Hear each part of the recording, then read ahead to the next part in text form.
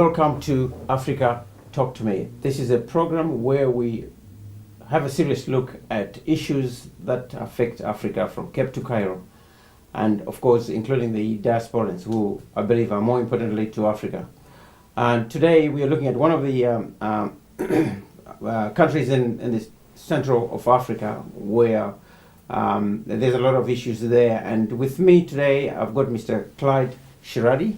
Welcome, Mr. Clyde Sharady. Thank you, Katia. Mr. Sharady wears a lot of hats in Australia, where he's involved with the African community in all spheres and issues. But today we are centering it on the Democratic Republic of Congo, where we're going to look at the political situation now and the concerns that are affecting them and find out where we come short. Why is it that Africa is always at the end of the queue?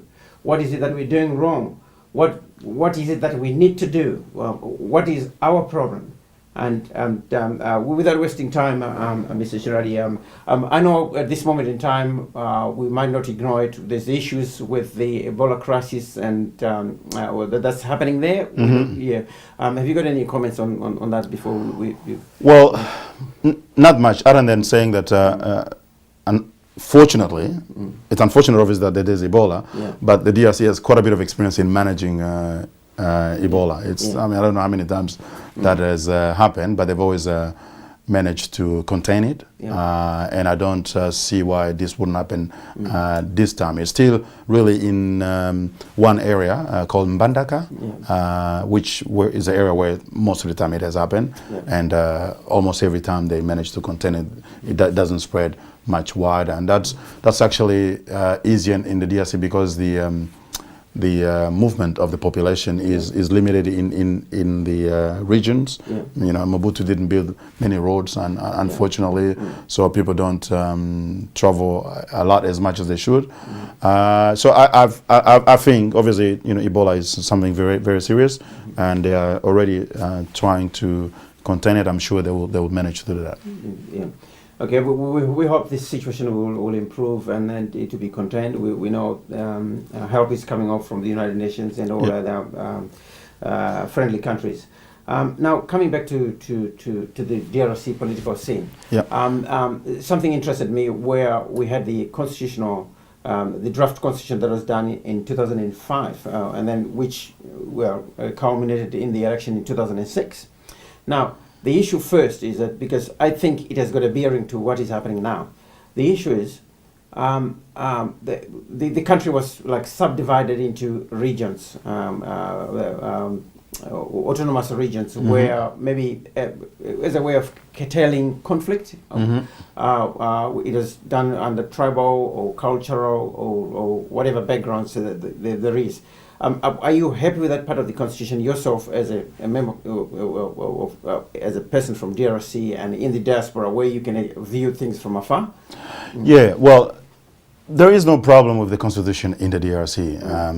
That constitution you refer to did help in terms of bringing people together and organize the elections, because there were all these factions. You know, Kabila had his own. He was in government. There was Mbemba, who was supported by the Ugandans, and you know, the country was coming from a war, civil war type of conflict. But they managed through talks in that started in South Africa, and eventually they put a constitution together, and that and that constitution is actually good in the sense that it has those options to enable regions to govern themselves, some sort of federal type of arrangement, but it has never worked because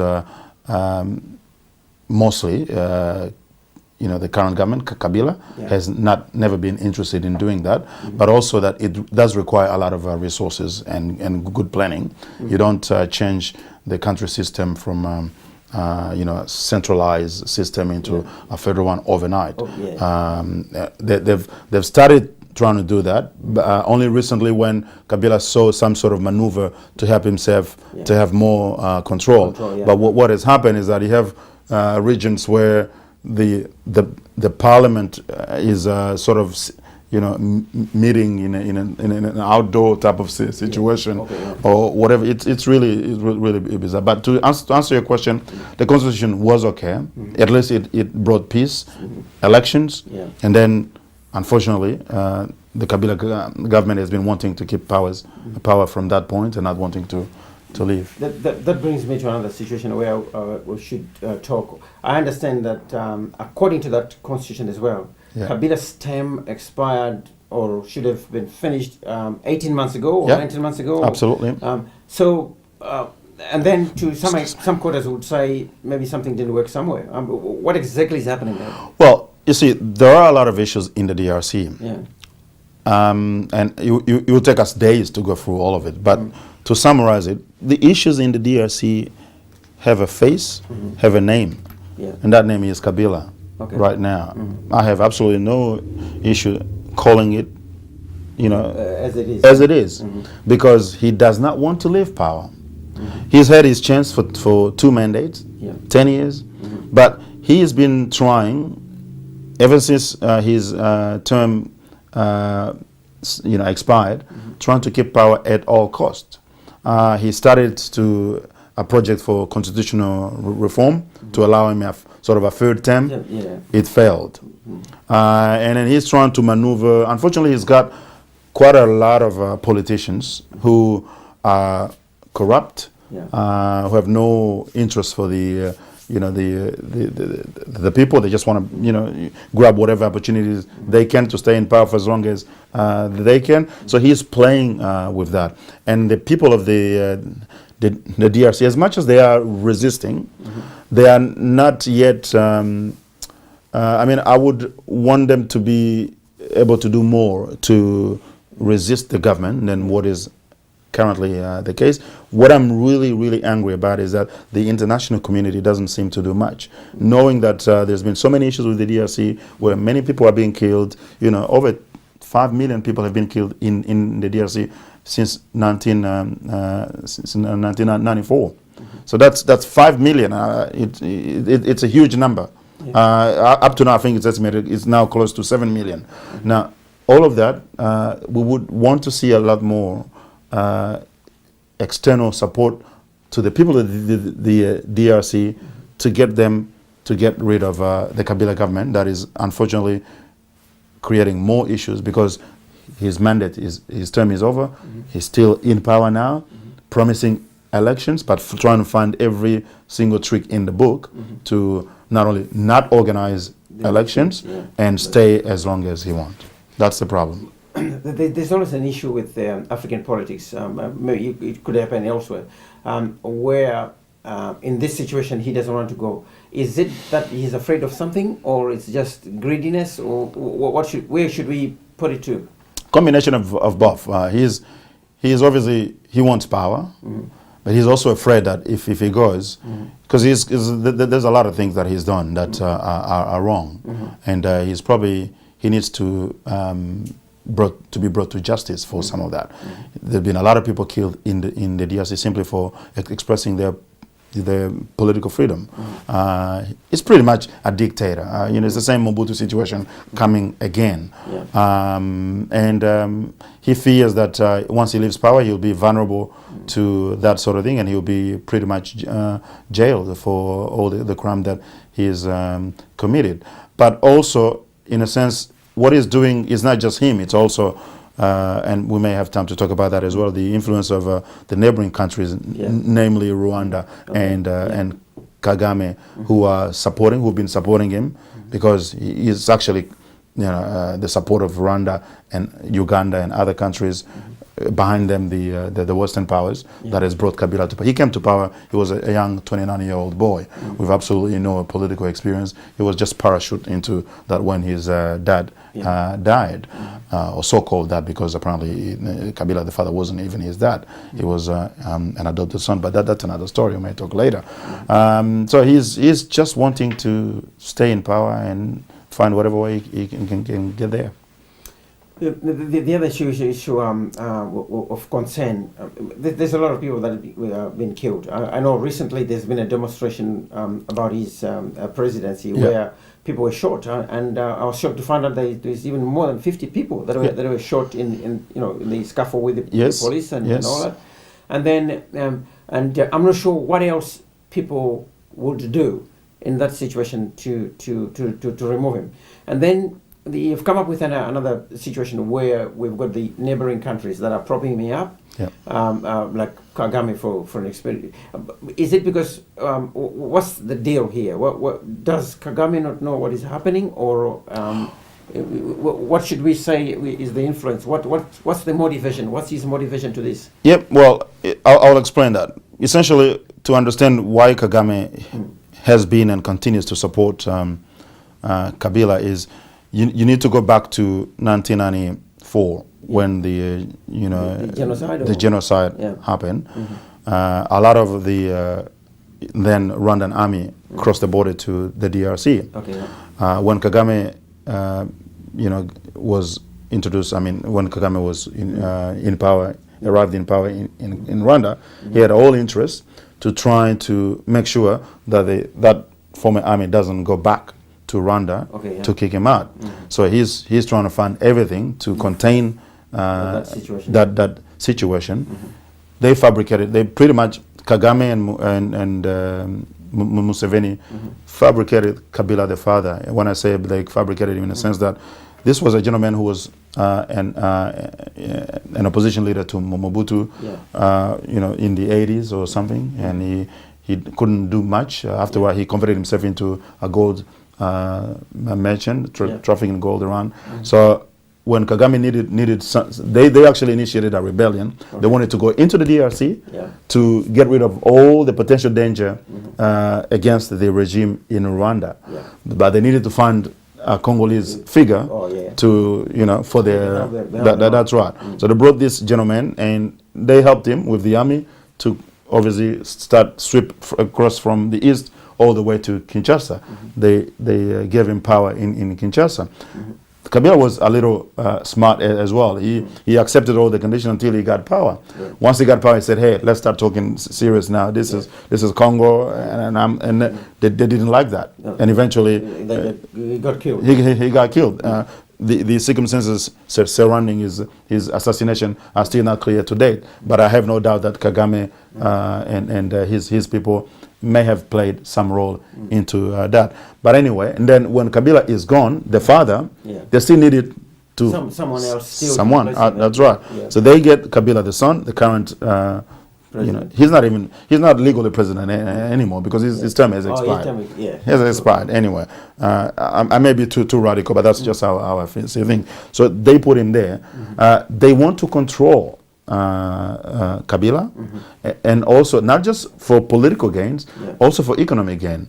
A lot of what is happening in Rwanda with that economic boom and all that, it's not just because Kagame is a good manager and all that. Rwanda has very little mineral resources.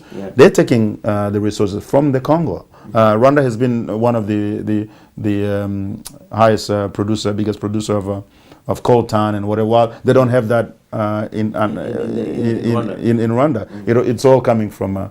So for political and for economic gain, Kagame wants to keep someone in power in the Congo that they can control, and Kabila is working for them. They fear that if anybody else comes in, they will lose that control, which ultimately will affect. And there are still quite a few Rwandans who are still opposed to Kagame, including even his old friends that have changed sides because of his behaviors or whatever. That's another story. But there's still a few people like that who are ready tomorrow to start something, and Kagame doesn't want that to start from the DRC. So he's doing that to support himself. But we also need to acknowledge this is not just a Kagame problem. It's a problem first and foremost for the DRC. The politicians in the DRC, unfortunately, are not good, and some of the worst politicians that we've seen in the history of Africa. And to date, they continue to create havoc, and the people of the DRC are suffering. So we as DRC citizen, we ought to be able to ask ourselves what we can do, how we can improve the quality of political personnel in the DRC and get the civil society to be strong enough to resist the mediocrity that is coming from the politicians. That's quite an interesting overview of the whole picture. Literally from where we look from outside, it has come out in the open as though there's like a triangle of things that influence the conflict that is in there. Okay, to some extent you've mentioned one of them, but there's like the government itself that's in power, and then we've got the warlords or I don't know which side they are, whether it's the people's side or it's the investor side, and then we've got the external forces where we've got Rwanda in there, and then we've got also the Western countries that are coming in to prop up in there. So if there has to be a solution, how do you think the approach would have to be? Because all these are all powerful forces. That's right. That are like stifling the DRC. Yeah. Well, the solution is not as simple as I mean, it's obviously a very complex situation in the DRC. First, there has to be some sort of willingness from the world superpowers, namely America and Europe, to bring positive change in the DRC.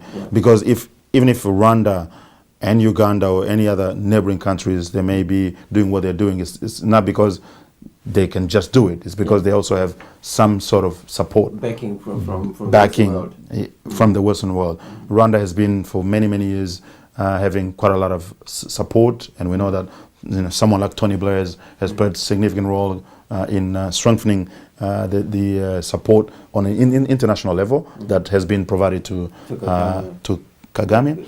So if the international players and the Western powers want to bring positive change in the DRC, that will help in terms of trying to get Kabila out first, and then organize and help to organize fair and free elections. That's one. But then I wouldn't just call this as, I mean, this is not just a problem for the superpowers. There's also issues within the DRC, but interesting enough, sometimes you get reports on the international media or some sort of tribal, ethnic. None of that has happened. There's no tribal conflict in the DRC. There's no ethnic conflict. There's no religious conflict in the DRC. People of the DRC. One of the good things that Mobutu has left, he managed to bring all people together. You don't get the type of religious or ethnic conflict that you get. And the whole history about the Banyamulenge, which is sort of the Rwandans that have settled in, that it was all made up. They take Rwandese from Rwanda and they want to give him, and that's also part of the long-term plan for Kagame.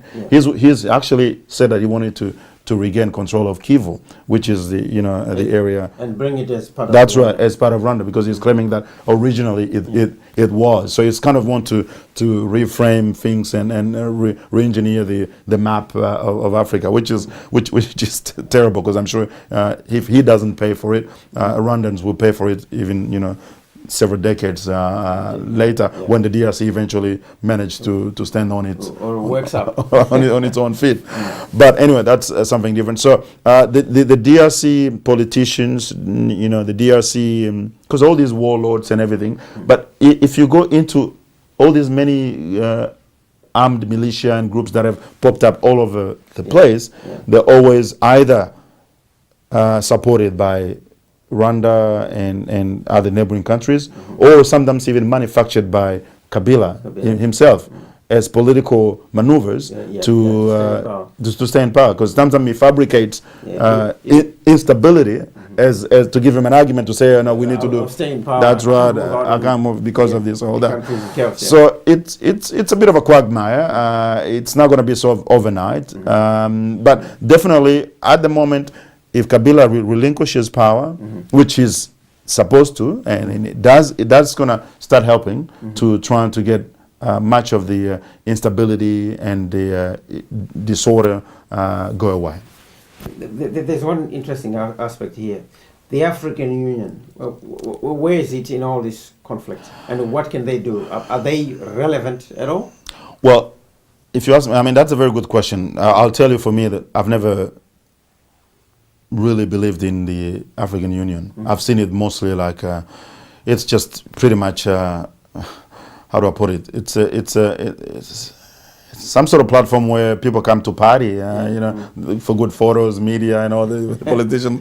But they don't do anything. Anyway, I may be too negative, too radical here, but the African Union, first, they don't have any powers. They will start having relevance when they have their own armed, their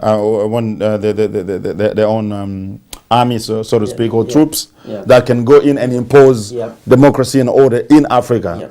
True. If they don't have that, it's just a waste of time, because obviously there's some economic thing that they're starting to work on, which is good, because I believe that in Africa it's important to consolidate. To facilitate international. To facilitate trade between countries, and the African Union can help with that. But in terms of really bringing democracy and helping to stabilize countries and all that, they're pretty much useless. And I don't have any hope that the African Union will do anything than just bring heads of state together for photo opportunities. Yeah. You struck a nerve there. Why I say so is that because I know previously when Gaddafi was there, that he paid, I believe it was about 90% of the funding to the African Union, including the construction of the building that's in the headquarters. Addis Ababa. Right. Now, his thinking towards that was that African Union has to be independent from any other international body. Absolutely. The reason being that they have to have power over the African continent. Yes. That, any scuffles that happen anywhere else, they will just call for armed forces to go in there and restore order. Absolutely. And things like that. Yeah. Right. Now, I read an article that said currently now, because Libya is no longer there, it's nothing now. The African Union gets funding from Western countries. Powers, yes. Now, I'm not sure how do you see it. Whose voice? I believe that the person who pays the money, you have to sing his songs. They dictate what needs to be done with that. Yeah, absolutely. So now, what do you think needs to happen with the African Union, based on those facts we have? And at that time, when Gaddafi was saying it, much as the world would want to say whatever it is, or whether it was bad or good or not, we are talking on a matter of principle, on his mindset towards the African Union. Whether it was being done for wrong reasons or whatever it is, but it made sense at that time. Absolutely. That it has to be independent, Absolutely. so that it has a voice in international politics. Absolutely. Right. Now, as it is now, we get funding from the West and everything else. And so who are some of the people that are causing problems in the DRC because they want the resources, resources that are in there? Yeah. What do you think is the way forward? Do you think they should disband the organization, or what do you think needs to happen? Well, the organization can still be useful to some extent, and obviously the African Union is needed. Yeah. It's just that it doesn't have the resources and the right tools to be effective in Africa.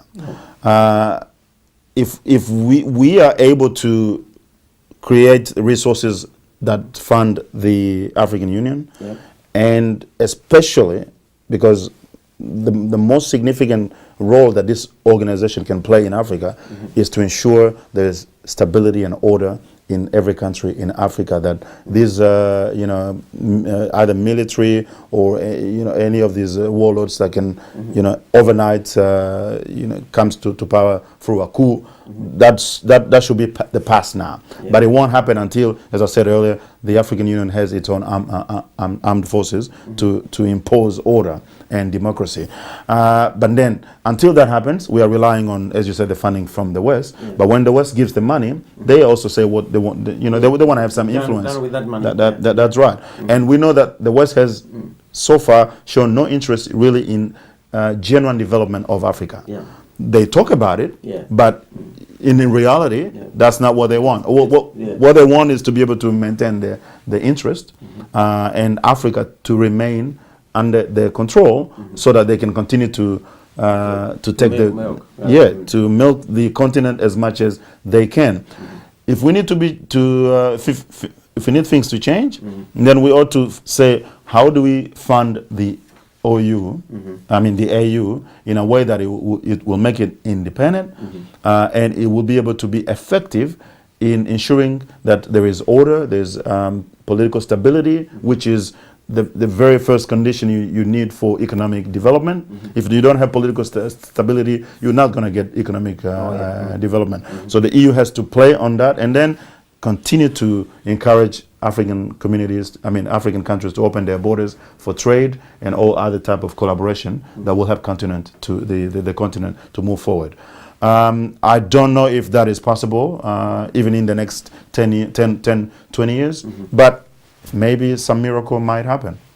Do you believe that the notion that the regional blocs are more powerful than the African Union itself? Absolutely, absolutely. You can take the example of what was it? I think called in French the CEDEAO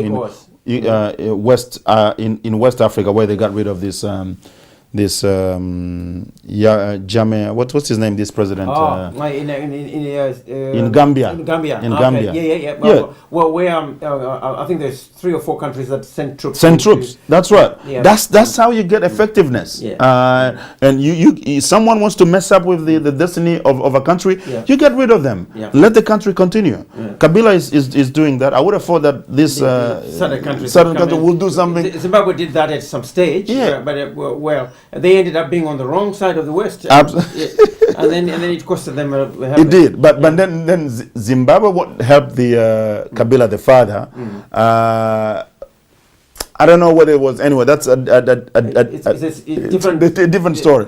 But it wasn't in a sense where there's some sort of order and stability being at stake. We got to go there and help to restore that.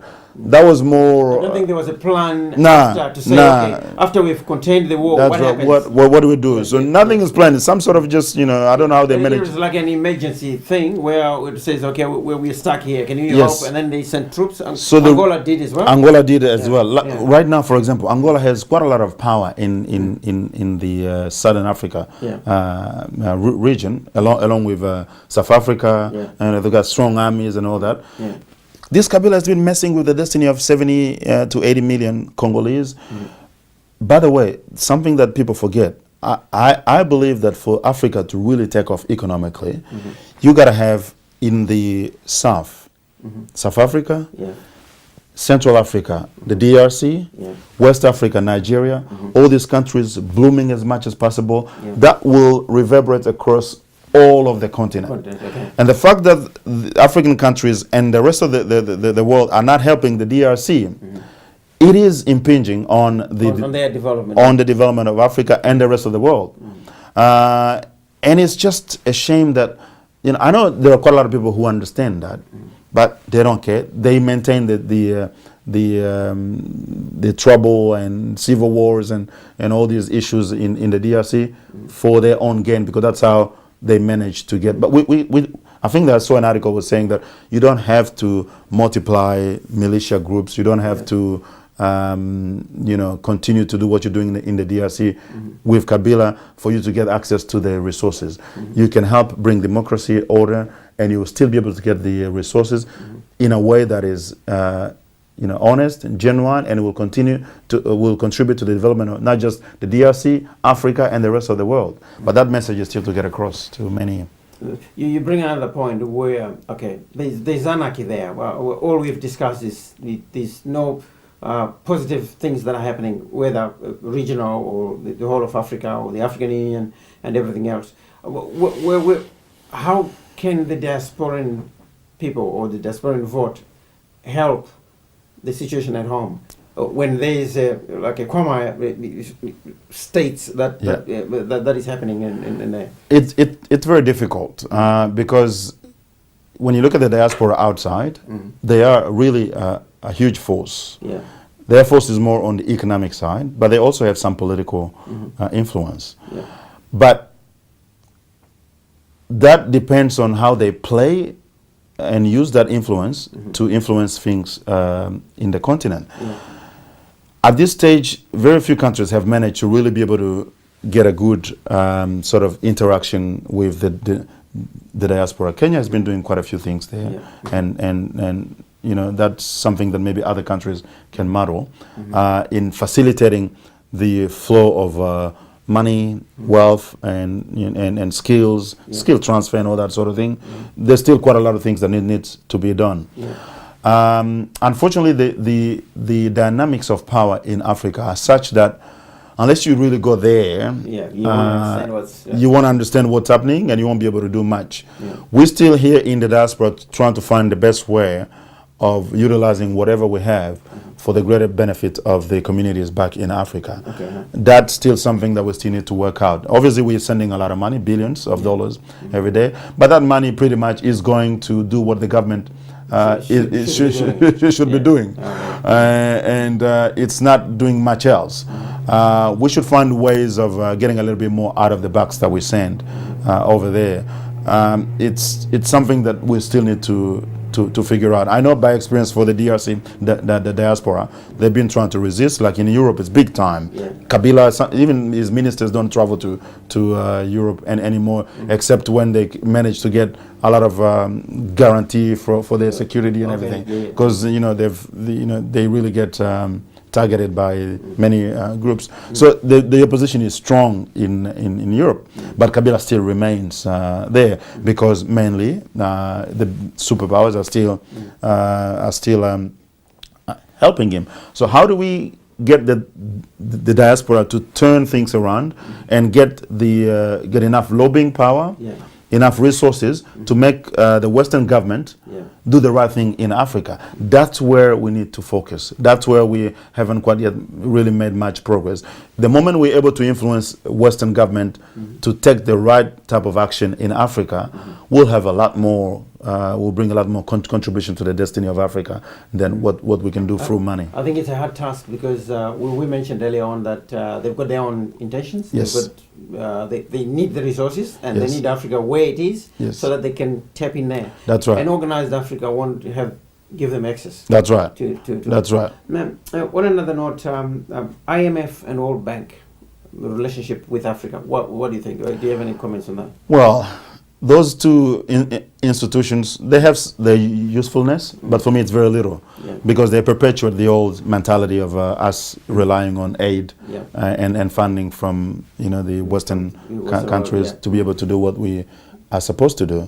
We should, serious African politicians should cut out any funding from the IMF and World Bank and say we got to rely on our own resources because the problem is, even though it's a good thing to get money for investment, the conditions they place on the money they give, the interest, not just the interest, just the whole economic structural what did I call it? Economic structure adjustment plans and all the conditions. When they give you the money, they want you to do this, this and that. You have to follow. You have to follow strict guidelines, and these guidelines are not necessarily in line with the benefit and the interests of the country. It's to make sure you are indebted to them. Exactly. So one thing that actually Kabila the father did well in the Congo, he stopped everything from this IMF and World Bank and said, you keep your money. And if he was given the opportunity to stay longer in power in the Congo, I'm sure he would have done, because he started investing in agriculture. And Congo has one of the most arable land in the whole of Africa, possibly in the whole of the world. So agriculture can be big. We know Zimbabwe has been the basket of Southern Africa, but Congo can actually do that on a global. It's a big country as well. Yeah, it's a big country. It's like the whole of Western Europe together. So in order for us to grow economically, we need to be able to create our own resources and not rely on this funding, which is coming to us with so many conditions that ultimately is only serving the interests of the West rather than ourselves. Sometimes they come up with good things. They give funding for social project. That's because they know that it's some sort of guilt in there that they've been using Africa so much. Or maybe to get a signature or something. They better do something and they get a signature, as you said, and all that. But for me, Africa has to start from a new beginning, where we don't necessarily cut off the relationship with the Western countries, because we do need them. The world is global now, but we ought to come into that whole global scene with a lot more assertiveness and being able to say, okay, we will trade. Not just on your terms. We have to work together. We have to negotiate the terms that work for both of us. Right now, that is not happening. Trade is actually more important than aid. A lot of politicians have said that, but they're not actually making that happen. It's because a lot of times they're quite busy doing things and trying to maintain their power. They don't have enough resources or political energy to resist the neo-colonial policies of the West. So if people don't have that need to invest so much political energy at home, they'll be in a better position to negotiate. But many of our countries are not like that. So the short answer to your question, I don't believe in those institutions. We need to be able to create our own. China is trying to bypass them, and they created their own investment funding. We can work with Chinese, even though I have a lot of reservations with Chinese, because they come into Africa. They've got their own type of conditions where they bring their own workers and all that, and which is a detriment to us because of that's right. Level of unemployment. That's right. But at least if we start having 2 or 3 players, and we're saying, okay, we can now start to play around with competition. That's right, competition, and see what we can do ourselves. Exactly. Like banks. Exactly. If you don't give me this, I'll go there. And then we start having some sort of balance ground. It's a complex problem. We don't have the solution to solve overnight, but that's where the professionals, African professionals in finance, in investment, banking and all that sort of thing, we ought to see what we can do to facilitate things so that even small projects can start getting funding and some sort of economic momentum is coming out of that. The last question was coming from what we just discussed now. There's a notion that if Africa were to cut links with the rest of the world, they can survive on their own and start trading on their own. Because as it is here, they say trade between Africa is possibly less than 10%. But they all have the resources each other need. Yes. What's your thoughts on that? I think it is possible, but I don't think that the right answer is to cut all links with the rest of the world, because that's necessarily not wise. It was maybe the point was made in trying to ascertain or in trying to make a point that well, we can do it. We can do it. Yes, that's true. I do agree with that. As much as we need to empower ourselves and make people realize that, hey, we don't necessarily need these Western powers. We can do things, but you need to have. You need to prepare yourself to be able to do that, and you need to have leaders who have integrity, who are determined and ready to work together to make that happen. The West usually benefits from our disunity. That's right. That has continued over the years, and many of our politicians just don't have the backbone to resist them, and they are too power hungry, so that they want to keep their relationship with the West because they know they'll get support for their own political capital and to stay in it. They don't rely on the population because a lot of times they abuse their power, and unless they have the support from the West, they don't stay in power. So we certainly need to tread with between ourselves in Africa. We could do a lot more. We also just need to level up the relationship we have with the Western countries. Not necessarily cut them off completely, but renegotiate the terms of agreements we have with them and how we trade with them. Okay, there you are, folks. I hope you had an insight of the DRC as to what is happening, and these are the things we'll follow up in future as to see what has happened or any updates. We will keep watching this show. We will get more information on it, and anything that you want us to contribute or discuss, or anything we missed out, which you know, if you're on the ground, get in touch. This is Africa Talk to Me. Again, thank you very much, Mr. Sharady. My pleasure. Thank you for your time, and see you next time. God bless Africa.